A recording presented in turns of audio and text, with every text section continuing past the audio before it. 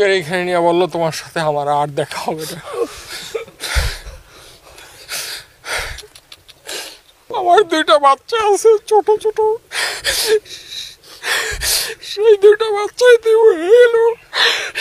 আমি যখন তারে বললাম তুমি তোমার বাচ্চাদের এতিম করে ফেললা, ওই বাচ্চাগুলো তো আমার বাচ্চা ছিল, আমি কি করব? নিজে পুড়ে শেষ হয়ে যাচ্ছেন, শরীর আগুনে ঝলসে গেছে, গা জ্বলছে সহ্য করার মতো না, কিন্তু প্রাণপণ চেষ্টা করে গেছেন শিশুদেরকে বাঁচাতে। চাইলে নিজেকে রক্ষা করতে পারতেন, কিন্তু রেখে গেলেন বেঁচে থাকা একদল শিশু। হ্যাঁ দর্শক, আমি বলছি শহীদ শিক্ষক মেহরিন চৌধুরীর কথা, যিনি শিশুদেরকে বাঁচাতে গিয়ে নিজে ৮০% পুড়ে না ফেরার দেশে চলে গেছেন। ইন্না লিল্লাহি ওয়া ইন্না ইলাইহি রাজিউন। আমরা বলি শিক্ষক হচ্ছে জাতির ভবিষ্যৎ নির্মাতা, কিন্তু আজ এক শিক্ষিকা প্রমাণ করলেন তারা শুধু ভবিষ্যৎ গড়েন না, প্রয়োজনে জীবন দিয়ে সে ভবিষ্যৎকে রক্ষা করে। এখানে নিয়ে বললো তোমার সাথে আমার আর দেখা হবে না। আমার দুইটা বাচ্চা আছে ছোট ছোট, সেই দুইটা বাচ্চাই এলো। আমি যখন তারে বললাম তুমি তোমার বাচ্চাদের এতিম করে ফেললা, ওই বাচ্চাগুলো তো আমার বাচ্চা ছিল, আমি কি করব? হাজব্যান্ড, ঠিক আছে, মাহিরিন চৌধুরী আমার ওয়াইফ, আপনাদের বগলা গাড়ির মেয়ে। এখন কালকের ঘটনাটা এরকম হয়েছে, খুবই দুঃখজনক ঘটনা। মানে এটা হলো আনএক্সপেক্টেড একটা জিনিস। অনেক বছর যাবতীয় ও মাইলস্টোন স্কুল অ্যান্ড কলেজে চাকরি করে, সেই সুবাদে প্রায় 17 বছর। সেখানে সে পর্যায়ক্রমে টিচার থেকে সে কোঅর্ডিনেশনের দায়িত্ব পায়, কোঅর্ডিনেটর হয়েছে, এবং যেই বিল্ডিংয়ে বিমানটা ক্র্যাশ করছে ওই বিল্ডিংয়েরই সে কোঅর্ডিনেটর ছিল। তো ইন দ্য মিন টাইম স্কুলে বাচ্চাদের ছুটি হয় নর্মালি 1টা থেকে 1:30টার ভিতরে, সেকশন ওয়াইজ 5 মিনিট গ্যাপে গ্যাপে।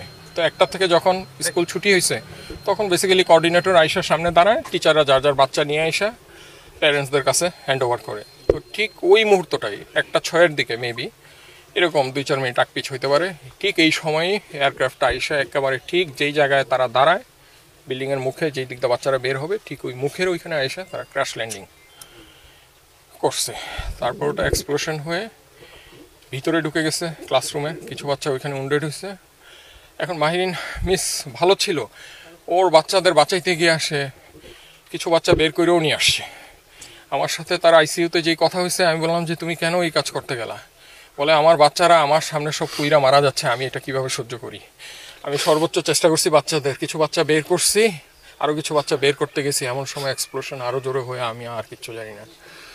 ওর ভিতরে সে নিজে পইরা নিজে পুরা ভাই 100% বার্ন হয়ে গেছে, পা থেকে মাথা পর্যন্ত চুল। শুধু সে বেঁচে ছিল, একটু কথা বলতে পারছে। আইসিইউতে তারা যখন আইসিইউতে যখন তাকে চিকিৎসা নিছে এবং তাকে যখন লাইফ সাপোর্টে নেওয়ার আগ পর্যন্ত সে লাস্টে একটা কথাই বলছে যে আমার হাতটা একটু, ডান হাতটা দিয়ে বলছে আমাকে একটু শক্ত করে ধরো ডান হাতটা।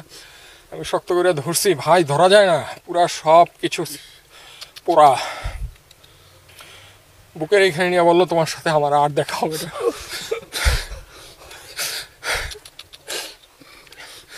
এরপরে ভাই ভেন্টিলেশনে নিয়ে যায়, এর 1-1.5 ঘন্টা পরে কার্ডিয়াক অ্যারেস্ট করে সে পৃথিবী থেকে বিদায় নিয়ে, আর সে আমাদের সবাইকে ফাঁকি দিয়ে চলে গেছে। আমার দুইটা বাচ্চা আছে ছোট ছোট, সেই দুইটা বাচ্চাই এলো। আমি যখন তারে বললাম তুমি তোমার বাচ্চাদের এতিম করে ফেললা, ওই বাচ্চাগুলো তো আমার বাচ্চা ছিল, আমি কি করব?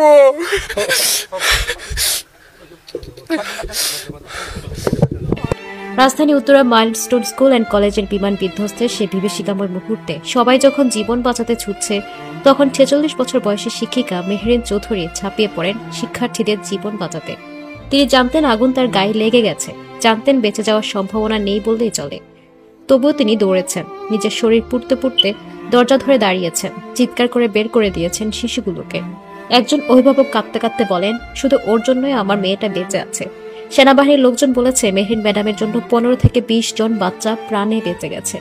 এই কণ্ঠ কাঁদছে কৃতজ্ঞতায়, আর পুরো জাতি কাঁদছে এক অকুতোভয় শহীদ শিক্ষিকার আত্মত্যাগে। একজন বোন, একজন মা, একজন দেশমাতৃকার কন্যা মেহরিনের ভাই মুনাফ মুজিব ফেসবুকে লিখেন, আমার বড় বোন চলে গেছে, সে আমাকে মায়ের মতো মানুষ করেছে। একজন ভাইয়ের হৃদয় ভেঙে চূর্ণ বিচূর্ণ হয়ে গেছে, যিনি শুধু একজন আপু ছিলেন না, ছিলেন জীবনের পথ প্রদর্শক। তার স্বামী মনসুর হেলাল বলেন, ওর পা থেকে মাথা পর্যন্ত পুড়ে গিয়েছিল, তবুও লাইফ সাপোর্টে নেওয়ার আগে বলেছে, আমি নিজে বের হচ্ছিলাম, তখন বিমানটা পড়ে, আমি দগ্ধ হয়েছি, কিন্তু বাচ্চাদের আগে বের করেছি।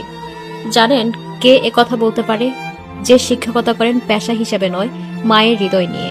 বাবা মায়ের পরে শিক্ষকের স্থান আজ আবার তা মনে করিয়ে দিয়েছেন মেহরিন ম্যাডাম, যিনি জানতেন আগুন নিভে যাবে, জীবন নিভে যাবে, কিন্তু বাচ্চাদের চোখে যেন ভবিষ্যতের আলো না নিভে যায়, সেজন্য নিজের জীবনটা বিলিয়ে দিলেন। আজ আমরা শুধু একজন শিক্ষিকাকে হারাইনি, হারিয়েছি এক নারী যিনি প্রমাণ করে গেছেন একজন শিক্ষক কেবল পাঠ্যপুস্তক পড়ান না, জীবনের পাঠ পড়ান। মেহরিন চৌধুরী নামটি ইতিহাসে লেখা থাকবে সোনালী অক্ষরে, একজন মমতাময়ী মায়ের, একজন দৃঢ়চিত্ত যোদ্ধার, একজন শহীদ শিক্ষিকার নাম হিসাবে। শ্রদ্ধা, ভালোবাসা ও কৃতজ্ঞতায় চিরস্মরণীয় থাকবেন আপনি ম্যাডাম, যিনি নিজে আগুনে জ্বলেছিলেন আর নিষ্পাপ প্রাণগুলোকে বাঁচাতে ছুটে গিয়েছিলেন। প্রসঙ্গত 21 জুলাইয়ের দুপুরটা যেন বাংলাদেশের ইতিহাসে কালো অক্ষরে লেখা এক বিকেল। উত্তরের মাইলস্টোন স্কুলের আকাশ তখনও সূর্য জ্বলছিল, অথচ স্কুল প্রাঙ্গণে নেমে আসে মৃত্যুর ছায়া। বাংলাদেশ বিমান বাহিনীর একটি প্রশিক্ষণ বিমান হঠাৎ নিয়ন্ত্রণ হারিয়ে বিধ্বস্ত হয়ে পড়ে স্কুল গেটের সামনে। আগুনের লেলিহান শিখায় মুহূর্তে ছিন্ন ভিন্ন হয়ে যায় শিশুর কোলাহল। আর ঠিক সে সময়ে নিজে পড়েছিলেন আগুনে, শরীরের চামড়া গলে যাচ্ছিল, তবুও থামেননি এই শিক্ষিকা। মায়ের মতো আগলে রেখেছিলেন শিশুদেরকে। তিনিও পালাতে পারতেন, ছুটে যেতে পারতেন নিরাপদ দূরত্বে, কিন্তু না, শিক্ষিকা মেহরিন চৌধুরী দাঁড়িয়েছিলেন তার দায়িত্বের জায়গায়। বাচ্চাদের বাঁচাও, ওদের আগে নাও, এটাই ছিল তার শেষ চিৎকার।